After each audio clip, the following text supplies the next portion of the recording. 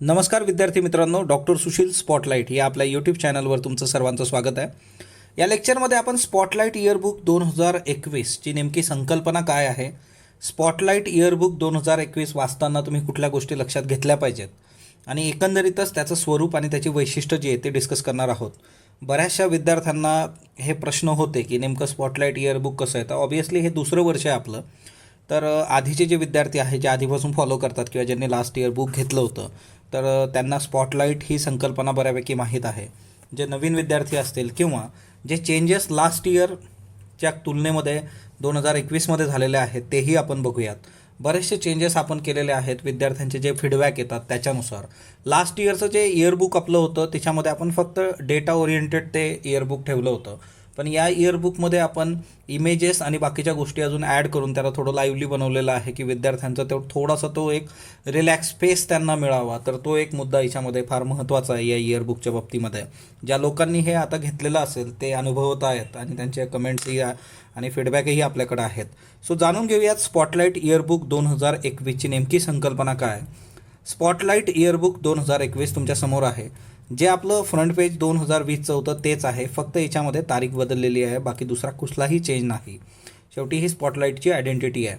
त्याच्यानंतर स्पॉटलाईटचं बुक जे आहे इयरबुक किंवा MCQचं बुक, MCQचा पण व्हिडिओ आपण टाकलेला आहे. स्पॉटलाईट MCQ तो बघितला नसेल तर तो बघून घ्या. पोस्टल डिलिव्हरीसाठीचा तुमच्यासमोर नंबर आहे. हे सोडलं तर ॲमेझॉन जे आहे, त्याच्यानंतर फ्लिपकार्ट आहे, प्रत्येक ठिकाणी आपलं पुस्तक अवेलेबल आहे. कार्ट 91वर आहे, के सागर ऑनलाईनवर आहे. सो बेसिकली सर्वदूर पुस्तक आहे. के सागर पोस्टल पण आहे, तर प्रत्येक ठिकाणी आहे. जर तुमच्या शहरामध्ये हे बुक नसेल तर त्यासाठी तुम्ही ऑनलाईन, त्यातल्या त्यात पण मी सांगेल पोस्टल सगळ्यात बेस्ट आहे. कारण ॲमेझॉन फ्लिपकार्टमध्ये एक व्यक्ती अजून वाढते, म्हणजे तो मिडल मॅन वाढतो आणि त्याच्यामुळे त्याची किंमत जी आहे ती थोडीशी जास्त होते. पोस्टलमध्ये दुकानदार तुम्हाला डायरेक्ट पाठवतो आहे, त्याच्यामुळे त्याच्या किमती as compare to Amazon Flipkart ज्या आहेत त्या कमी असतात. तुमच्यासमोर अनुक्रमणिका आहे पुस्तकाची. आता भारताची आर्थिक पाहणी असेल, बजेट असेल, महाराष्ट्राचं पण आर्थिक पाहणी आणि बजेट, त्याच्यानंतर सेंट्रल विस्टा प्रकल्प, महाराष्ट्राचा अर्थसंकल्प, शेतकरी कायदे असतील, अमेरिकेची राष्ट्राध्यक्षाची निवडणूक असेल, क्षेत्रीय व्यापक आर्थिक भागीदारी करार, म्हणजे एकंदरीतच 2020 1 जानेवारी ते 31 डिसेंबर 2020 याच्यातले जे महत्त्वाचे ॲस्पेक्ट आहेत ते सर्व या बुकमध्ये आपण कव्हर केलेले आहेत, है ना. सो ही अनुक्रमणिका आपल्या टेलिग्रामवर पण आपण शेअर केली होती आणि त्याच्याकरता मी परत एकदा वाटलं तर ती शेअर करेल, त्यात तुम्ही बघू शकता. म्हणजे सगळे कोविड-19साठीचे ऑपरेशन समुद्र सेतू असेल, ऑपरेशन संजीवनी, मिशन सागर, वंदे भारत मिशन. खरं तर ना की जो असिस्टंट कमांडंटचा पेपर झाला होता त्याच्या एक 20-30 दिवसातच आपलं पुस्तक पब्लिश झालं, पण तिच्यामध्ये जवळपास जे करंटचे सगळे प्रश्न आहेत 2020चे ते मोस्ट प्रॉब्ली सगळे प्रश्न तुम्हाला ओळीने या पुस्तकात सापडतात. फक्त एक आहे की जर मधल्या काळात आपलं कोविड-19मुळे बाय मंथली आलं नव्हतं, ते आलं असतं तर तोही प्रश्न नसता राहिला. सो तिच्यातून एक गोष्ट असते ती माझ्यासाठीही आहे, तुमच्यासाठीही आहे, की आपण जे काही काम करतोय ते एक्झाम ओरिएंटेड आहे किंवा नाही हे बघणं फार गरजेचं असतं. पुस्तकाच्या फ्रंटला तुम्ही गेल्यानंतर तुम्हाला तिथं चालू घडामोडींच्या प्रश्नांचं घटकनिहाय विश्लेषण दिसेल. राज्यसेवा पूर्व परीक्षा 2013 ते 19 वीजची परीक्षा नाही झालेली आणि 17 ते 19 कंबाईनसाठीचं. सो याच्यात जेवढे घटक आहेत वेगवेगळे त्या प्रत्येक घटकाचं याच्यात विश्लेषण आहे. त्याच्यानुसार तुम्ही अभ्यास करू शकता.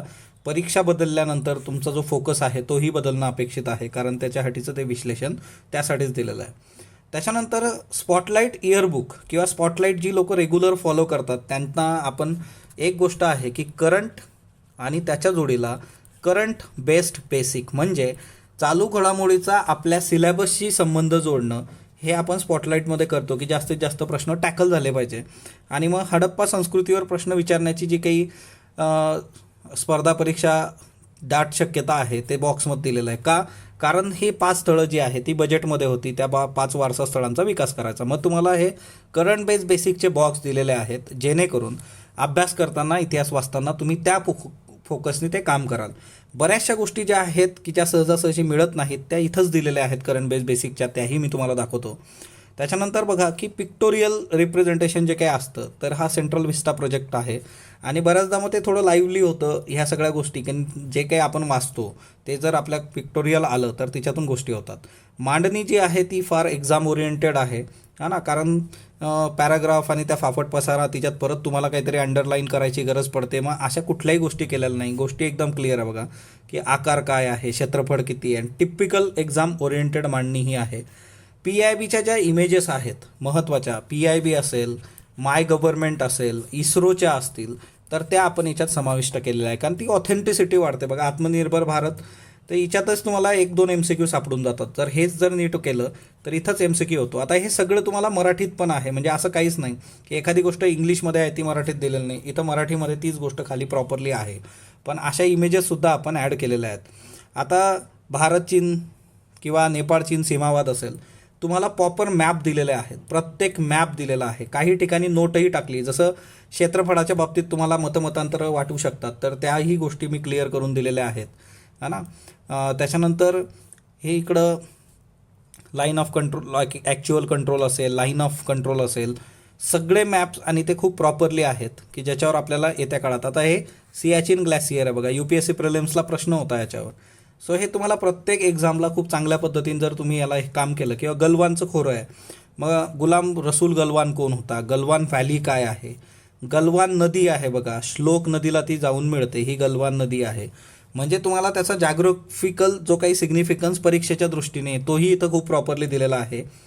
जेवढे एक्झाम ओरिएंटेड मॅप्स आहेत ते सगळे आपण घेतलेले आहेत. किंवा असं जे 5 आईज कंट्रीसारखा विषय आहे की प्रत्येक देश त्याचा झेंडा आहे 5 आईज म्हणून, आईजचं तुम्हाला मॅप दिलेला आहे.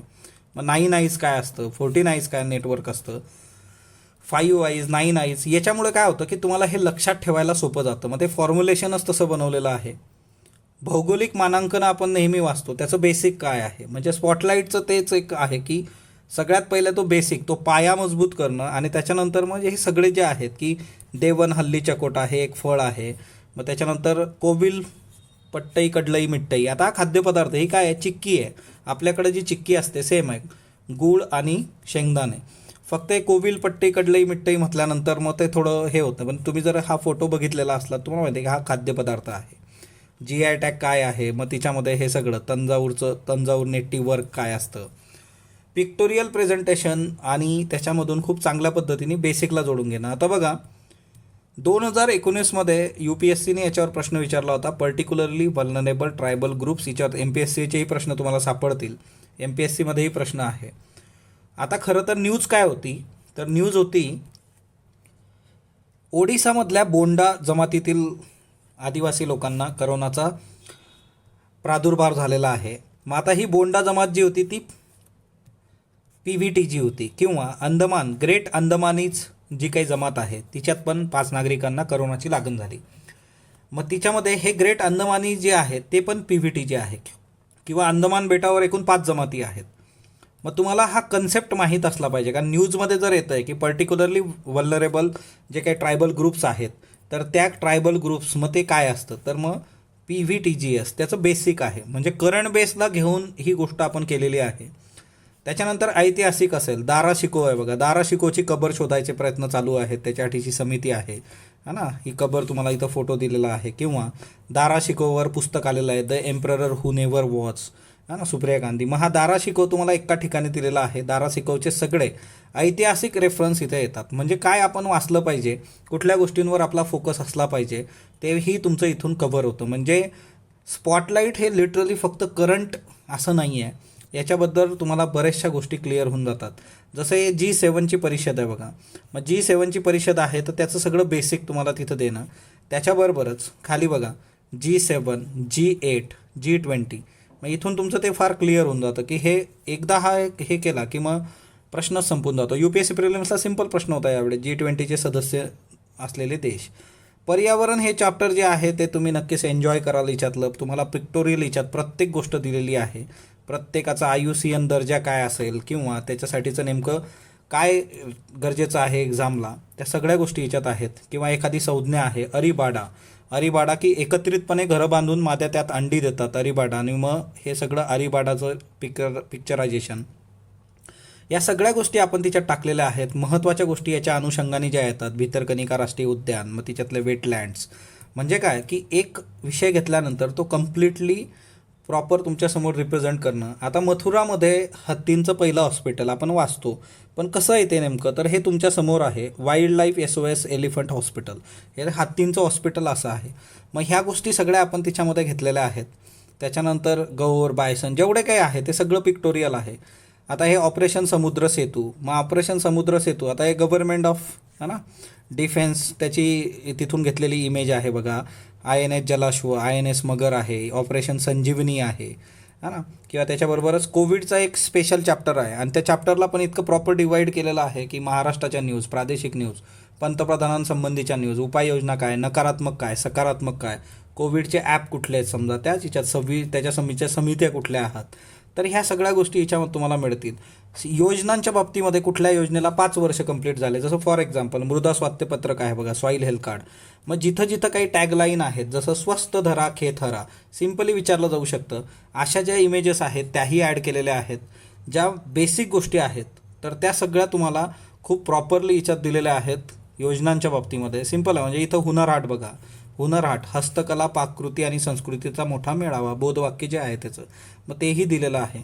आणि अशा पद्धतीने जे बेसिक लागतं कुठल्याही स्कीमसाठी, सुरुवात कुठून झाली, कुठल्या ठिकाणापासून कधी झाली, त्याच्यामध्ये बेसिक काय काय गोष्टी आहेत, तर ते सगळं तुम्हाला मिळेल. मंत्रालय कुठलं. सांस्कृतिकमध्ये बघा की आता बरेचसे देश आपल्याला आपल्या इथून चोरी झालेल्या मूर्त्या परत करतात. त्या मूर्त्या कशा आहेत, कुठल्या आहेत, त्या प्रत्येक तुम्हाला दिलेल्या आहे. ब्रिटनद्वारे भारताला परत केलेली 9व्या शतकातली शंकराची मूर्ती आहे. इकडं जे आहे की अमेरिकेने दिलेल्या मूर्त्या आहेत की लाईमस्टोन शिवपार्वती मूर्ती आहे, संगमरवरी अप्सरा आहे इथं.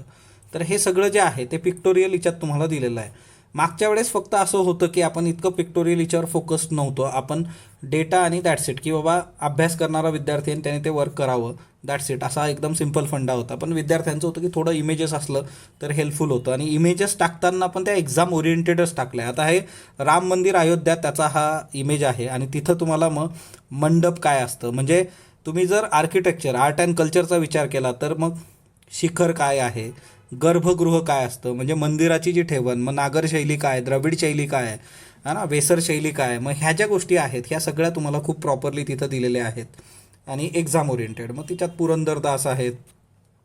जे काही महत्त्वाचे नृत्य आहेत बघा की म्हणजे शाहू नृत्य. आता शाहू नृत्य का घेतलेलं आहे तर 2 लोकांचं निधन झालेलं आहे जे शाहू नृत्याशी संबंधित होते, धनंजय महतो.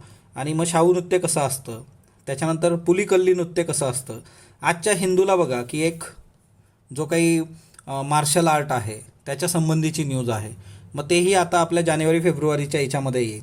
मग त्या पद्धतीने ह्या सगळ्या गोष्टी केलेल्या आहेत बघा. आता ही CMS-01 उपग्रह जो आहे तर ही जी इमेज आहे ही प्रॉपर कुठली आहे, इस्रोची इमेज आहे. सोर्स जो आहे तो इस्रो आहे. त्या ऑथेंटिक गोष्टी घेऊन मग त्याला एक्सप्लेनेशन, ह्या सगळ्या गोष्टी तुम्हाला खाली मिळून जातील. त्याच्यानंतर आपण जे काही वाचतो की आपण अपाचे हेलिकॉप्टर अमेरिकेकडून घेतलं, मग ते कसं आहे, आपण चिनूक घेतलं मग ते कसं आहे, 2 हे आहेत त्याला. किंवा मग जे काही हॅमर आहे की जे वापरलं जाणार आहे आपल्या याच्यामध्ये राफेलमध्ये, तर ते हॅमर कसं आहे, क्षेपणास्त्र, मग हे सगळे क्षेपणास्त्र पण तुम्हाला त्याच्यात दिलेले आहेत. त्याच्यानंतर कुठलाही दिवस असेल, जागतिक उंट दिवस आहे, तर त्याच्यामध्ये त्याचा उद्देश काय असतो, ते कधीपासून साजरं होतं आहे, त्याची थीम काय आहे, म्हणजे ह्या सगळ्या गोष्टी. त्यातल्या त्यात नुब्रा व्हॅलीमध्ये डबल कुबडाचं उंट सापडतो, बाकी हे राजस्थानमध्ये हे रेग्युलर उंट आहेत. मग असे पण महत्त्वाच्या गोष्टी तुम्हाला इथं दिलेल्या आहेत. त्याच्यानंतर पुस्तकं जी आहेत तर पुस्तकं विचारली जातात वेगवेगळ्या एक्झाममध्ये. पुस्तकं तुम्हाला ऑथर सकट दिली आहे, ऑथरचाही फोटो आहे, पुस्तकाचाही फोटो आहे, जेणेकरून तुम्हाला कन्फ्युजन नसावं. ओव्हरड्राफ्ट जे महत्त्वाचे आहेत त्यांचे सर्वांचे पुस्तकांचे फोटो याच्यात दिलेले आहेत. सो हे जे स्पॉटलाईट इयरबुक आहे, या स्पॉटलाईट इयरबुकचं वैशिष्ट्य म्हणजे की याच्यामध्ये एकतर ज्या खूप खूप एक्झाम ओरिएंटेड बाबी आहे त्याचाच समावेश आपण केलेला आहे. दुसरी महत्त्वाची गोष्ट की तुम्हाला करंट बेस्ट बेसिक याच्यामध्ये दिलेलं आहे. त्याच्यानंतर म्हणजे साधी गोष्ट, तुम्ही जर यांचं चॅप्टर बघितलं म्हणजे प्रणव मुखर्जींचं चॅप्टर सेपरेट बनवलं आहे. प्रणव मुखर्जी तिच्यामध्ये आहेत. त्याच्याबरोबर प्रणव मुखर्जींचं जे काही दुखवटा त्यांच्या निधनानंतर झाला तर तो बांगलादेशने केला होता. मग राष्ट्रीय दुखवटा भारतात कसा असतो, प्रणव मुखर्जींमुळं व्होडाफोनची केस झाली होती, ती केस तिथं दिलेली आहे. म्हणजे त्या व्यक्तीशी संबंधित जे काही आहे ते सगळं त्या ह्याच्यात समाविष्ट केलेलं आहे. त्यांचं पुस्तकही आहे. सो बेसिकली ह्या सगळ्या गोष्टी ज्या आहेत त्या तुम्हाला ह्याच्यात मिळतील. पुस्तकाची किंमत जी आहे ती 290 आहे.